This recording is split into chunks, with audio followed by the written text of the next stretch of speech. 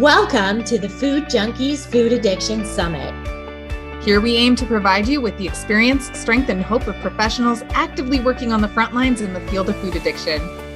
The purpose of this summit is to educate you and increase overall awareness about food addiction as a disease with abstinence as the solution.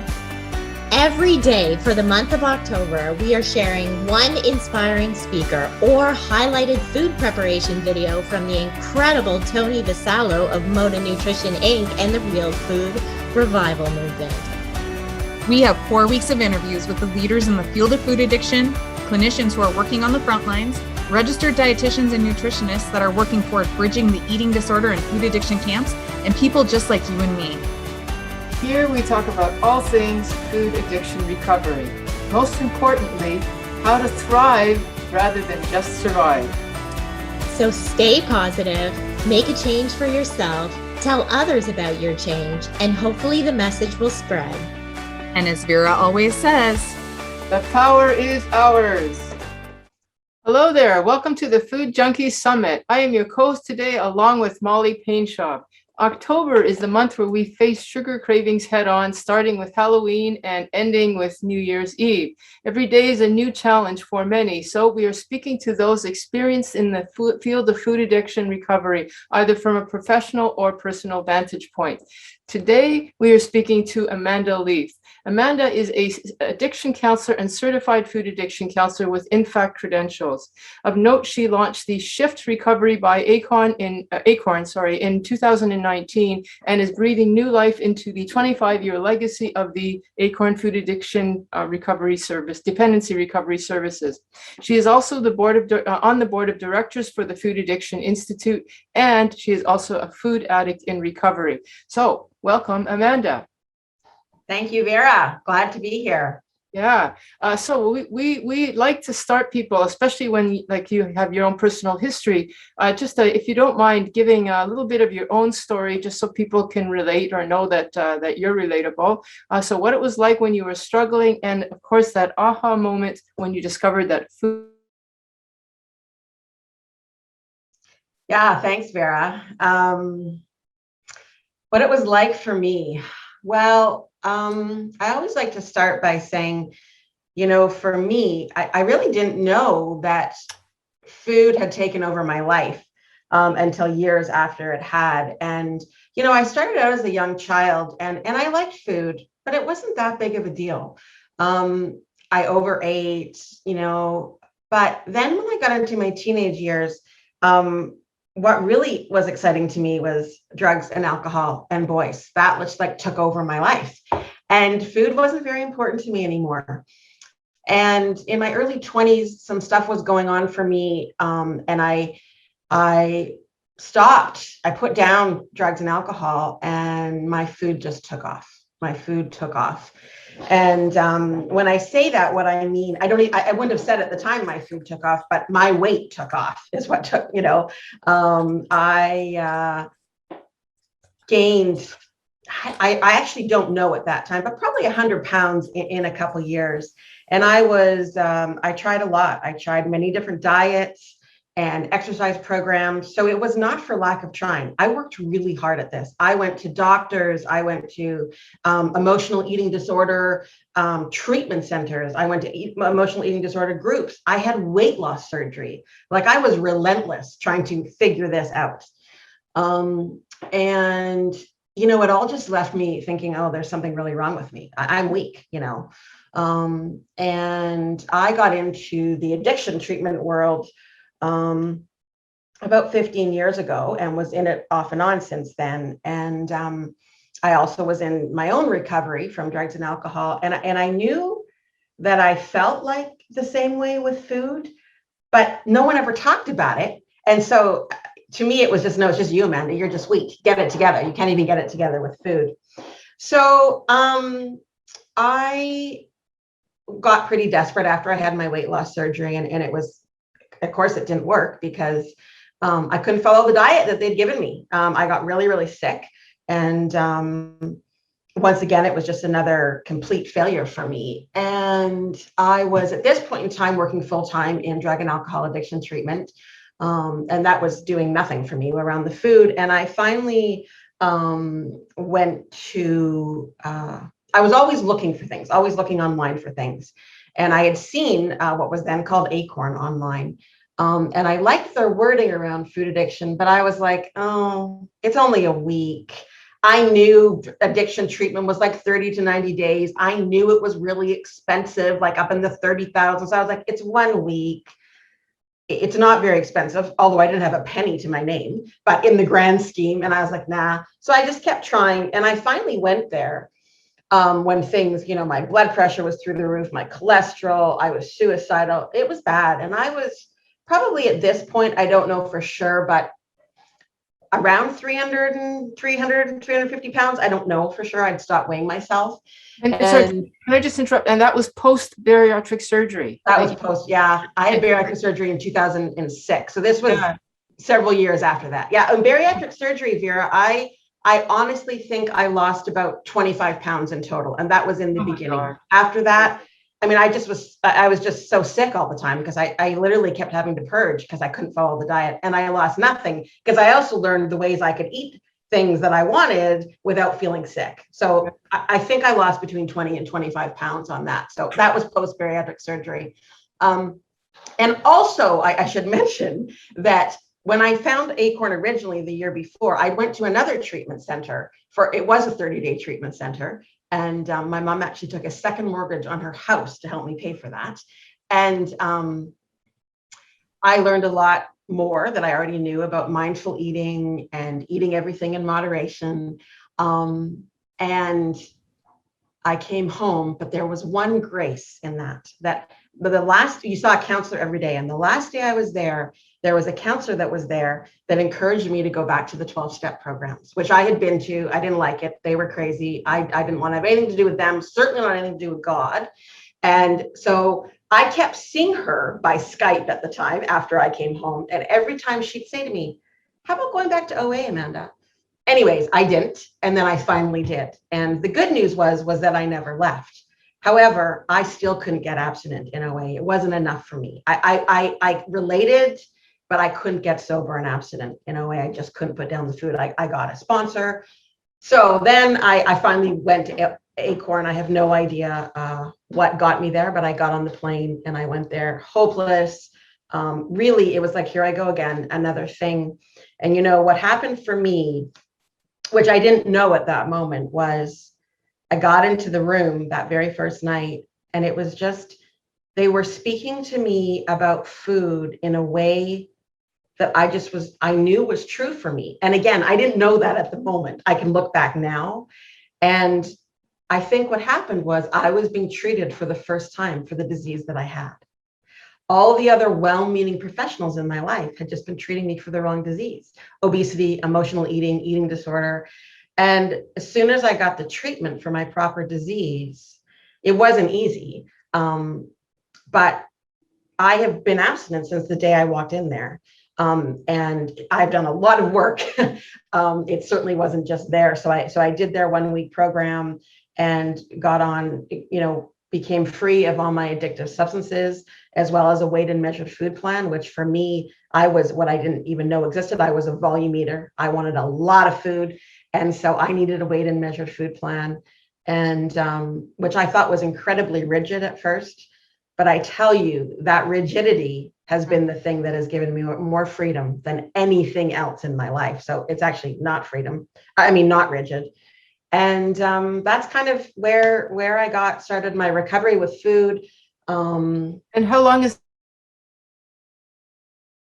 Sorry, Vera, you keep freezing on me. I don't know if it's me or you. Did you say how long ago was that? Yeah. How long have you been sober for? So from food, I have now been sober for coming up on 8 years. So I'm a brand new baby in the grand scheme. It's very young, but 8 years since the day I walked in there, actually, since the day I walked in there. So that's kind of my story with my own personal journey with getting sober. And now I continue to work a program in the 12 steps. I continue to seek professional help. It's really one day at a time for me, one day at a time. And here I am. Okay, so how did you transition from that to your? You got healed you were turned on to the right acorn, and then if you can just continue your story. Okay, sure. Professional angle. Yeah. So so at that point in time, I was working at a women's drug and alcohol treatment center here. I'm in Canada, in Vancouver, and I was working there. And I started work after about 8 months. I started doing some volunteer work with Acorn, and I just knew. I just, for me, it was like this. Oh my gosh. If this happened to me, this can happen to so many people. And I have got to let people know.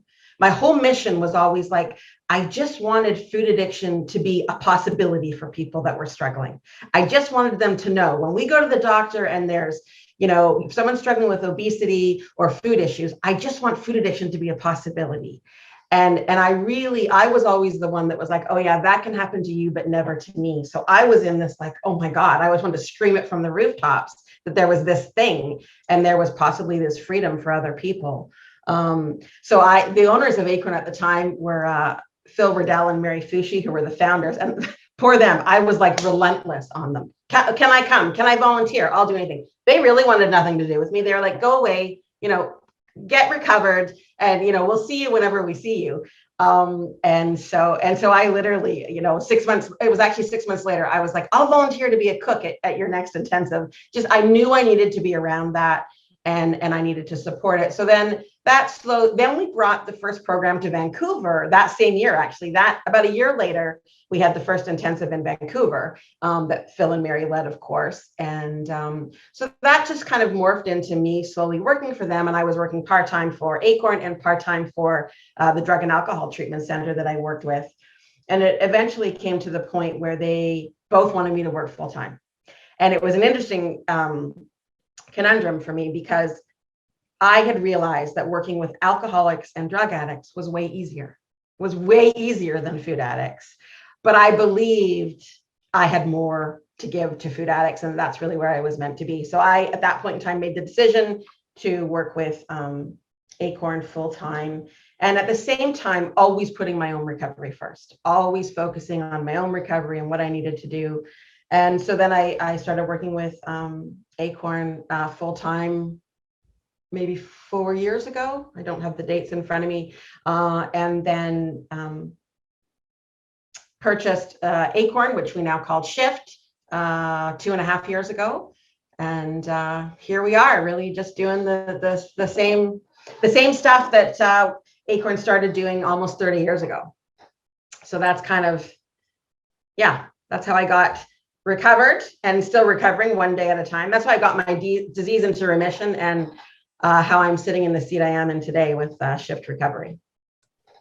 Yeah, but obviously with COVID, things have gotten a little weird on us, right? And so we were really wondering, can you kind of talk to us about the pre-COVID model and post-COVID model? Like, what does it look like these days if somebody wants to do a Shift intensive or any other program that you guys offer? Yeah, good question, Molly. This thing called COVID. So interesting, I'll just share. So the Shift model, which was the Acorn model for years, really hadn't changed much. And it didn't change much because it really worked for people. And so we offer several different services, but one of our mothership programs is our intensive. Was a 5-day intensive. It's now a 1-week intensive followed by 4 weeks of aftercare. But those changes happened before COVID. So I was in Florida holding intensives in January and February of 2020. And this kind of talking about COVID started happening. And I was like, oh, I should probably go home. They're telling people to get back to their countries. So I came back home literally thinking, this would just be a couple weeks. And we had an intensive signed up in March. Beginning of April. So like 4 weeks later. And as we got closer, I was like, I don't think we can do this, you guys. I think we have to cancel this. And so my team and I, we were just talking, well, I can't remember who suggested it. What if we go do it virtually? I was not a fan. I was like, no way, this is not going to work. But I was like, okay, let's give it a try. Let's first talk to the people that are already registered, see if they're interested. They were all interested. And so we did our very first virtual intensive March 2020, and we haven't stopped. So it's been interesting. We changed a few things, like people get a fair amount more of support before we start around their food and their food plans. And otherwise, the actual program that we run is exactly the same. We're doing it on Zoom. And they're on Zoom, the whole day, depending on, we had to figure out different time zones, they're on Zoom from first thing in the morning to late at night. And it's been fascinating. I was just worried that the connection wouldn't be there and people couldn't stay abstinent. And I will tell you that now we're only a year out from a year and a half out from our first intensive. So we don't have a lot of stats, but what we've seen so far is that the stats, which is our stats of how long people stay abstinent in recovery, nothing has changed with it being virtually. It's exactly the same.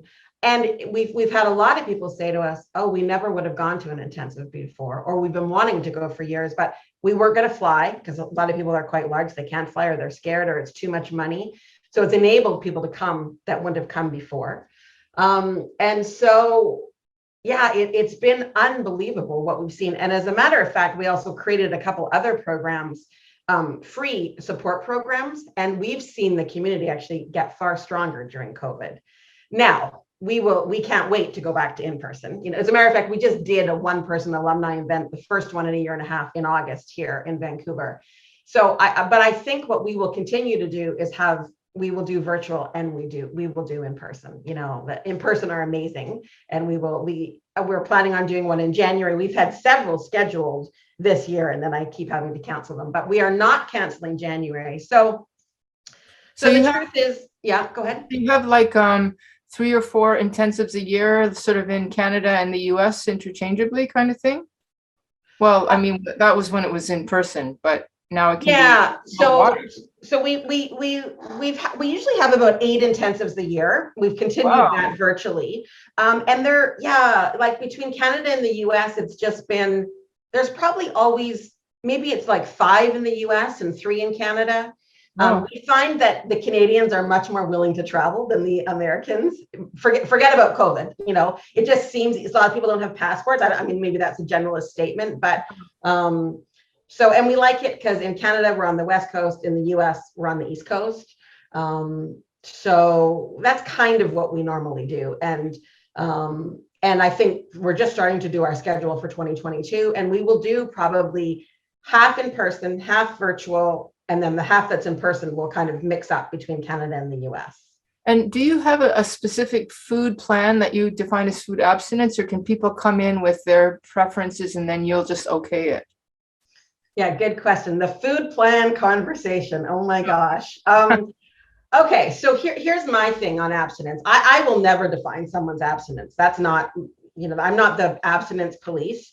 And for me, abstinence is really about, if someone is free of their addictive substances and behaviors, they're abstinent.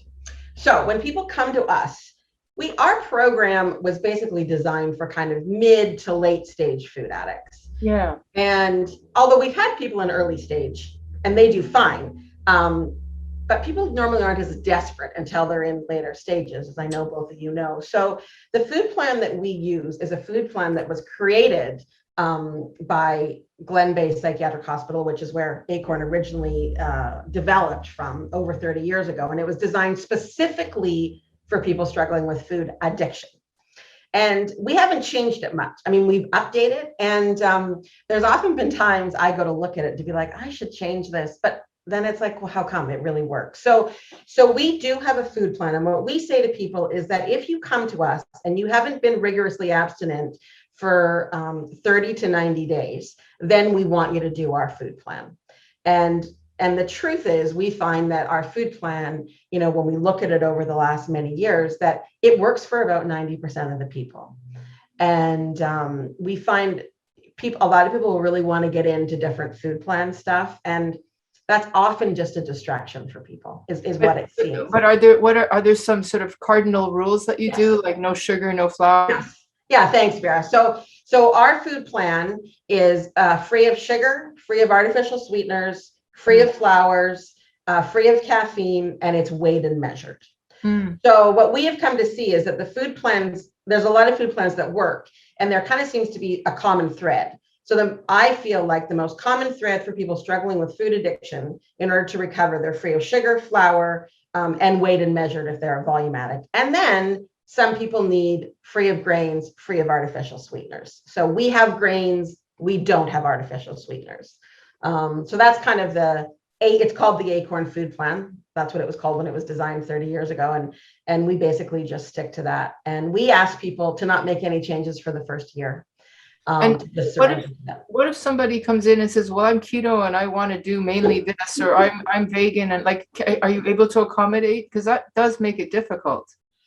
It does. We get that stuff a lot. And so here's the thing with people is that we spend a fair bit of time now with people before the intensives to hear about that. And what we're listening for is that people's addictive voice driving them to that. So our food plan can work with most, like vegan. We absolutely have people that it can work with, vegetarians. We actually haven't seen a lot of success with keto. I hear other people have. I've actually never seen it with keto yet. And I'm not saying that's because it doesn't work, because I know other people talk about it. But it's not something I have experienced with either personally or professionally. So the majority of the people that come to us wanting a keto diet are not like they're in the diet mentality. It's been our experience. So we really encourage them to work with our food plan. And the majority of the people haven't gone back to their keto plan. Again, if they've been rigorously abstinent on that plan, chances are they're probably not going to be coming to us. They're probably not going to need our support, So, it's like, well, you're here and this is our information and it's here because it works. So. Yeah, makes sense. Yeah. Amanda, will you talk to us a bit about the approach that you guys take at Shift? Is it based on abstinence or is it a harm reduction model? And can you kind of talk about both of them and let our listeners know like how you view each one and why you are one way and not the other, or, just kind of give us an idea of what people could expect coming to a program? Yeah, sure. So I've worked in both models throughout my career in addiction, and Shift is definitely an abstinence-based model. And for a couple of reasons. One is that, again, in my personal and professional experience through drugs, alcohol, and food in the last 15 years, we see people getting the most freedom from an abstinence-based model.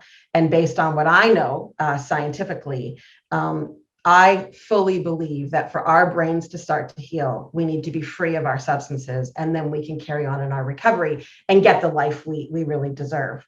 And the truth is that so when people come to us, we are an absolutely abstinence-based model. And I believe in the harm reduction model. I just don't believe in it if it's guised as this is sobriety and this is your recovery. That's absolutely a model and meeting people where they're at. And there's a lot of amazing professionals that are out there that can work with people in that mode. That's not us. I do a lot of free consultations with people or even clients, and we will refer them on to people that will kind of work with them in that place. What we are going for with our middle to late stage addicts, well, for everyone, is really a life of freedom. And I don't see people getting a lot of brain freedom when they're still using their substances. I haven't seen it. So it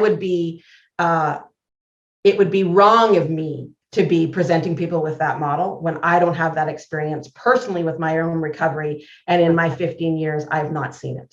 Okay, so there you are. You're going to present that abstinence model, which means that person's going to have to go through a withdrawal. Yes. So now you're doing the first 5-day intensive, and that's actually the heightened detox window. So how do you handle that?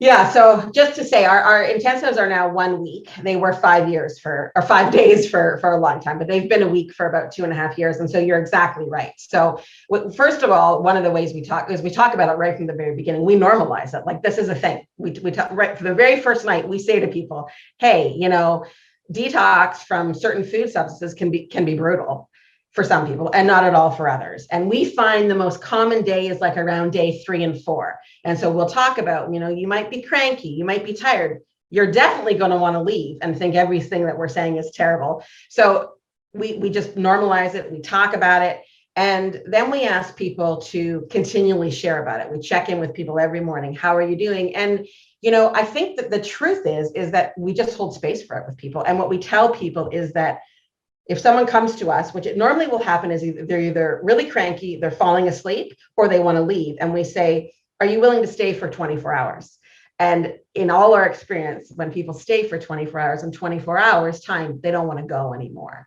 So I don't know if we have any special tricks about dealing with detox or withdrawal other than normalizing it, talking about it, and just getting people to continually be honest about what's going on. And if people are, when we're in person, if people are falling asleep, we welcome, they can stand up if they want. And we just keep sharing about it with people. And, in our experience, the most brutal withdrawals are from sugar and caffeine. So we just talk about it right from day one. And it's amazing. It is amazing to me still to this day, after day 5, 6, or 7, like how on day 7, how different people can be. Like they look different, they're brighter, they're not as cranky. I mean, so if they can just get through that crunch time, which the truth is, we very, very, very, very rarely have someone not get through that crunch time and pick up. I think I've seen it twice since I've been here. And then if they can just get through that hardest time, then, then they're on to the next challenge, but it's not that challenge necessarily. What about the relapsers, the people who just don't do it? Yeah, I mean, there's a lot of relapsing in addiction, as we know. And so again, we talk about that, we normalize it. And what we say is that you don't have to relapse in addiction. And there's a possibility that you will.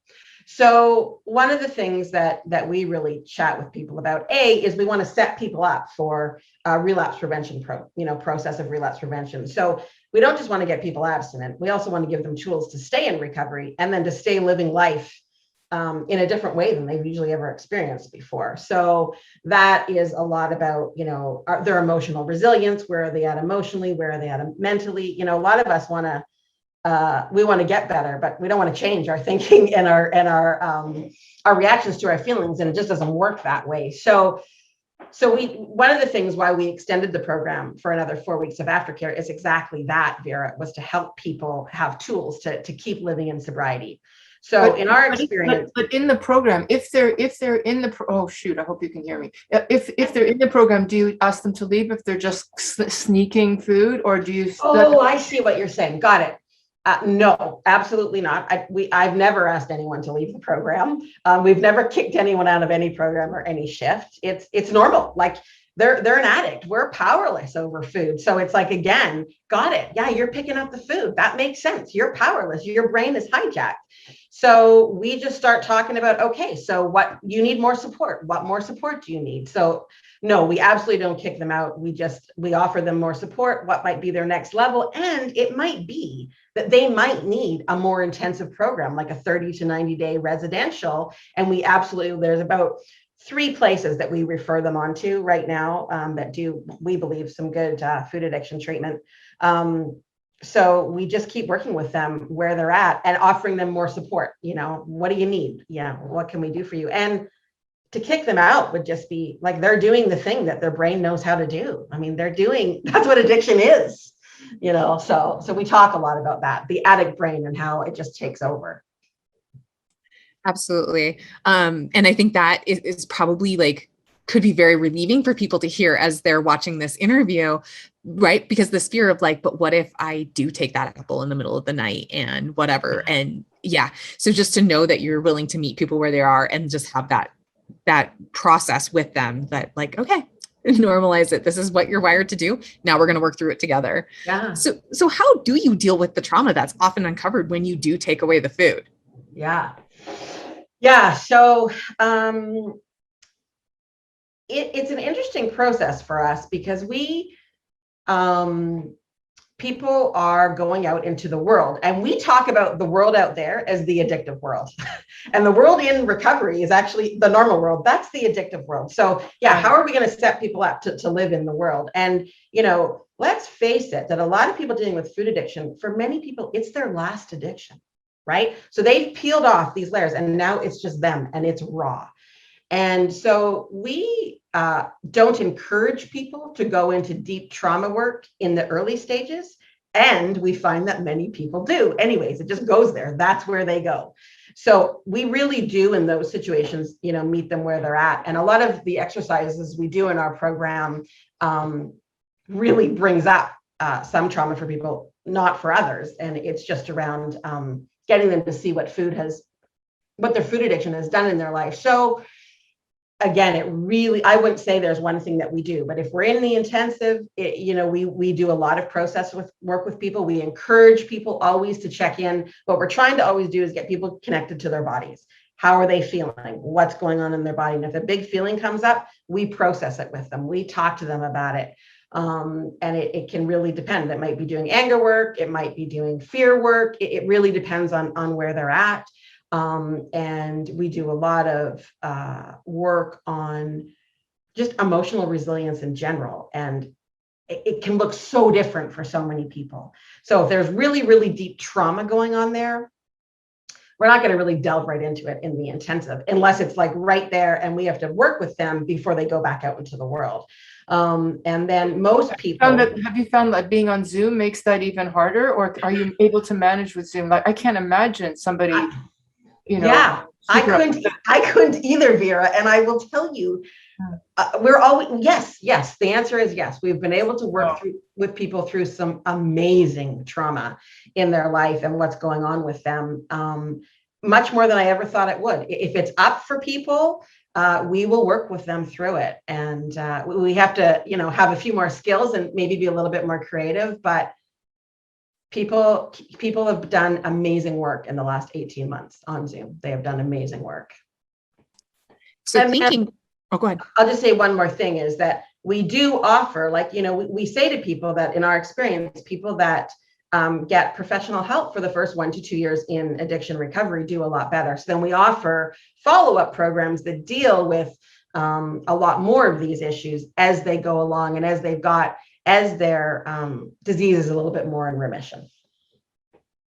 Right. And that was the way I was just going to ask you that. So then what techniques have you found then that work best for clients who come to any of the shift programs, and what do those programs then entail? Like, is there a specific one for trauma? I think maybe codependency. I don't know, I don't want to steal your thunder, but yeah, absolutely. Would you share that? Yeah. So, yes, we have other programs. So what we have found with people is that, there's relapse prevention skills, codependency, and we'll do some body image stuff. The truth is, those are fancy names for all of those. All of them could be called the same thing. It's really all the same kind of stuff. It's all about, addiction is, this physical disease, but it's also a disease of relationships. And so all of this stuff is going to speak to that, right? And so and so much of it goes back to trauma when we were young, but we don't have to dig up all the stuff that went on with them when it was young. It's like, what are you thinking now? So much of it is about the negative thinking. We have to act as soon as we have a feeling, we have to do something about it. And it's really learning. What we're trying to do is get people's nervous systems calm down a little bit so that they can pause, they can connect. And what we're doing is connection to their selves. I believe that addiction recovery is just rebuilding the connection to ourselves that was lost years ago. So again, it's on emotional resilience, thought management, interrupting negative thinking, different techniques around that, and processing big feelings. If they're really angry, we'll work with them to process anger and fear. So the truth is, there is these names for these programs, and honestly, they could all be the same thing. It really depends on what's coming up for people. Relapse prevention is a lot about negative thinking and how we manage that, and what new actions we can take, what new ways of thinking we can have. And codependency is more specific to boundaries and relationships and how we deal with people, and they overlap all the time. What would you say is the biggest obstacle, or that you are sort of continually coming up with in your work? Yeah, Vera, the biggest obstacle I find is that food addiction is not very widely accepted yet. So it's really hard when people come to us. They're already so full of shame. And then when the medical community or their own family doesn't believe that food is an addiction, we're constantly coming up against that and the deep shame people have. And so I think that the lack of education in the greater world about food being an addictive substance is one of the hardest things we face constantly with people. Well, here, and I would imagine that's why you're on the board of the Food Addiction Institute, because you can actually do something politically, like you and Molly, and yeah. Yeah, well, I will say, as Molly knows, I have actually not been very active on the board. Thank gosh for the people that are right now. And I think for me, that's why I was excited about the board originally, is that as I started this interview, like my whole mission is I just want food addiction to be an option for people, and then proper treatment for it, to let people know that proper treatment exists. And I one other thing I will say here, when you ask me what's the biggest thing I come up against, is that there is a lot of very well-meaning professionals that say they treat food addiction, and they're not treating food addiction. Right. Elaborate, please. Well, this is my opinion, of course. In my opinion, that when we work with people that are actually addictive, so they have a chemical dependency on certain substances, and we talk to them about eating mindfully or eating everything in moderation, I think we really set them up to fail if addiction is present.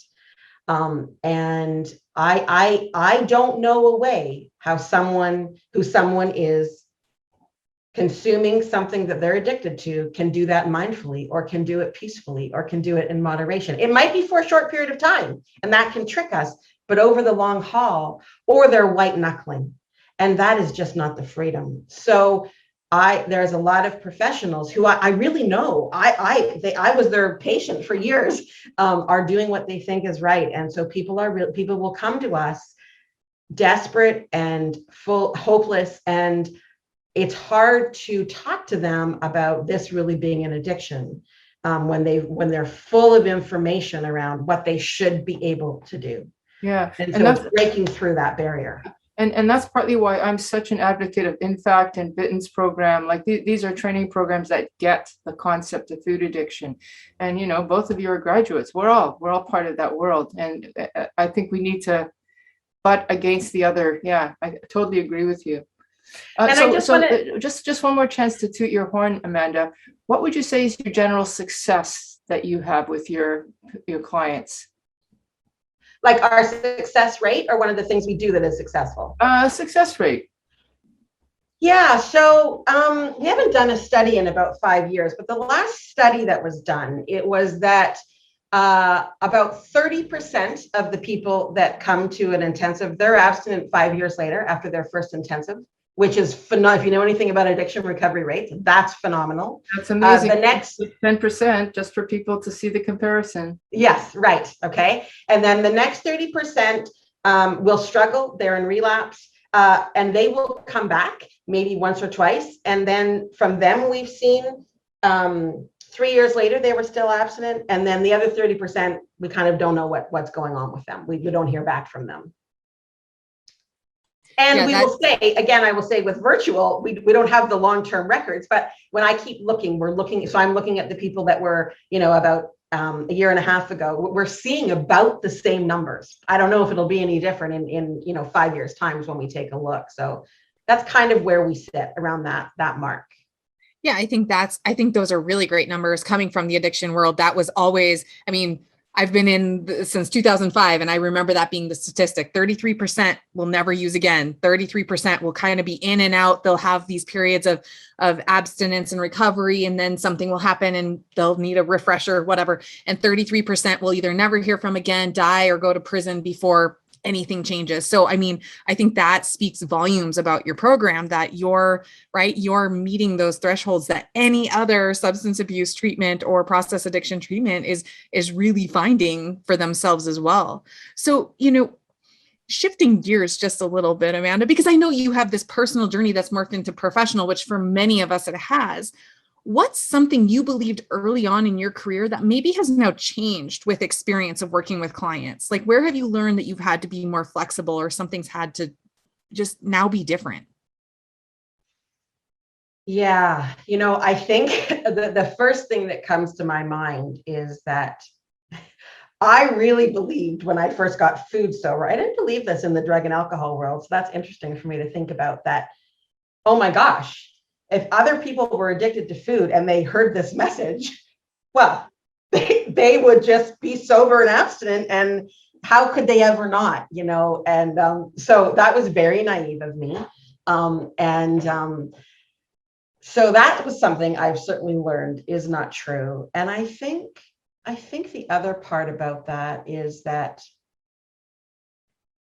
the flexibility on my part has come from, I don't even know if it's flexibility. Do you know that every year in my own recovery, that I grow more compassion and love for myself, I grow more compassion and love for the people that I work with. And so I'm pretty razor sharp on my message to clients, but I learn every year how to deliver it with more compassion and love.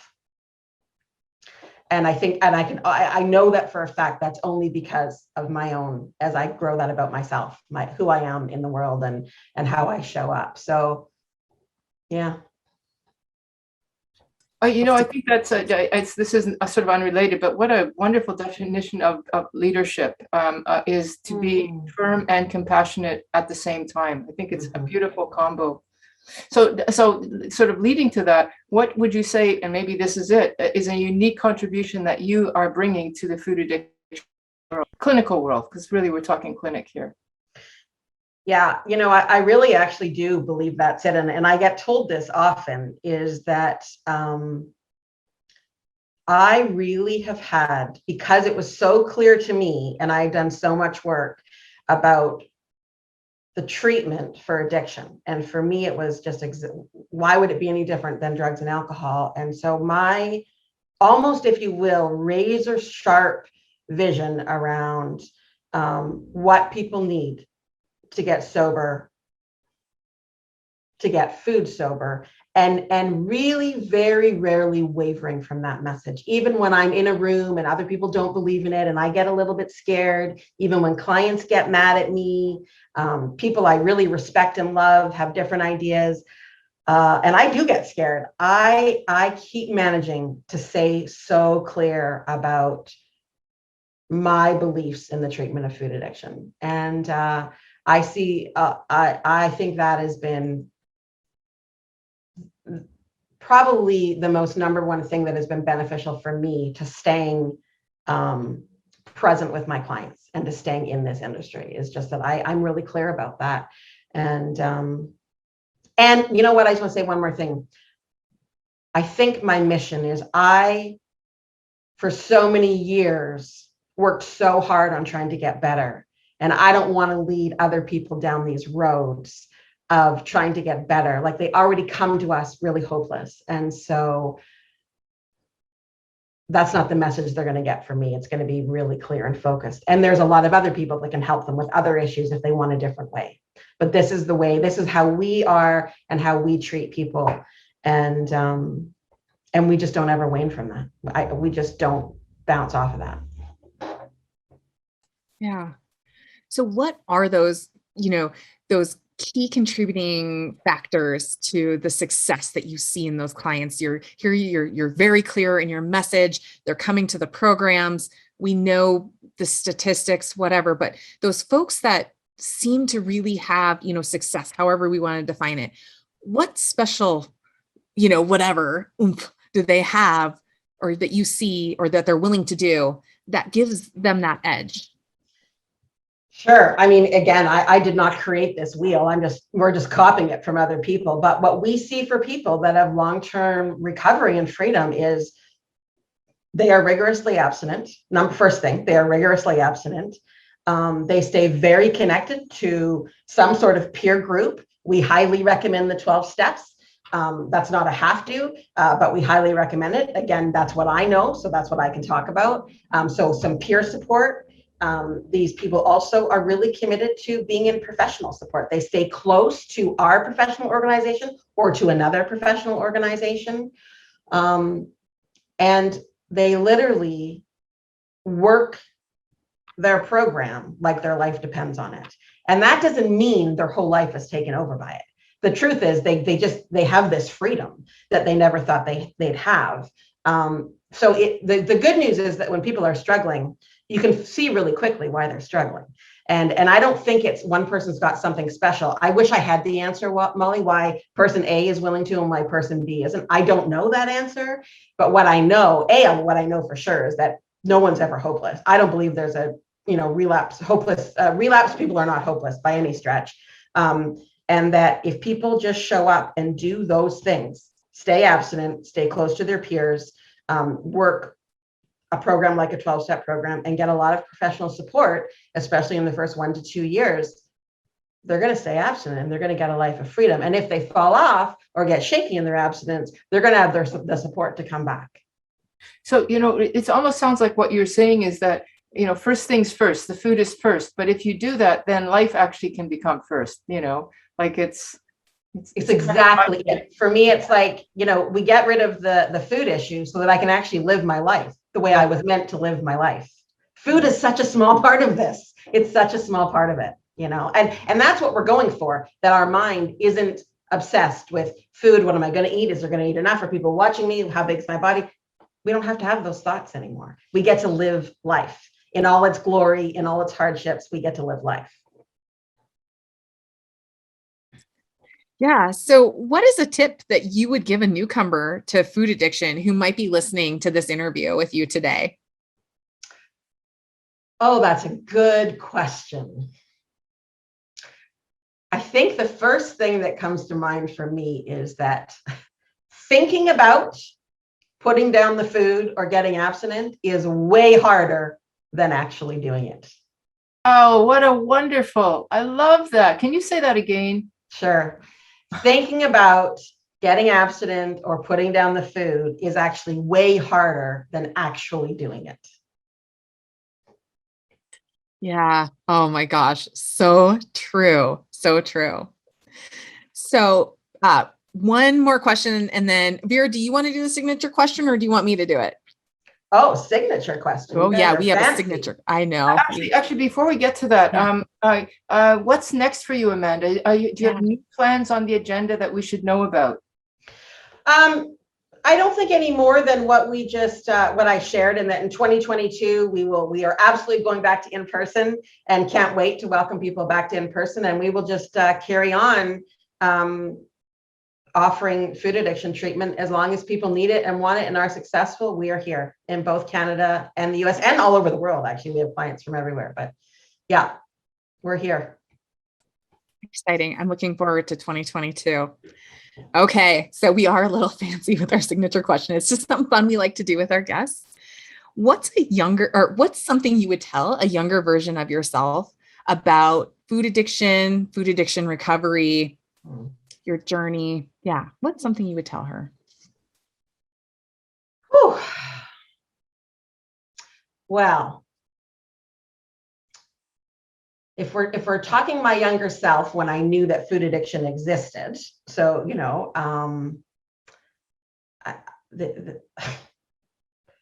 I really think for me it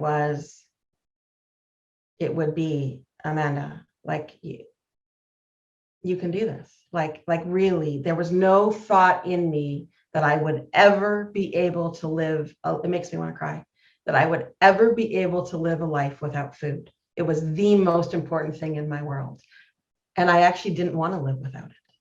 So I guess what I would say to her now is that, hang in there. There will be a time where food is just food and you don't need it. You're okay. Like, you get to live this amazing life. And surrender, Amanda, let go, trust. I think just that, I never would have imagined I could exist in this world without my food. And I had a lot of good reason to believe that. So I think it would just be that, hang on, this can happen for you. And it can happen in a way beyond anything you could ever imagine. Wow, what a great way to end this interview. Thank you so much, Amanda, for giving us your time. Amanda is our I guess, key lead counselor, co-founder, of Shift Recovery by Acorn, and check her out online. We'll have stuff in the. Yep, we'll link everything in the show notes. So thank you so much, Amanda. We appreciate your time. Thank you so much for having me. And I'm just so grateful for all the work you are all doing. Thanks for joining us today on the Food Junkies Food Addiction Summit. If you would like to hear more, tune in every Friday to the Food Junkies podcast, available on iTunes, Stitcher, Spotify, Audible, and anywhere else you listen to your favorite podcast. Subscribe so you'll never miss a show. Don't forget to pick up a copy of Dr. Tarman's book, Food Junkies, which is available on Amazon. If you have any additional questions, both Molly and Clarissa are food addiction professionals and work one-on-one with clients. Their websites and email addresses are available at foodjunkiespodcast.com. As Vera always says, the power is ours.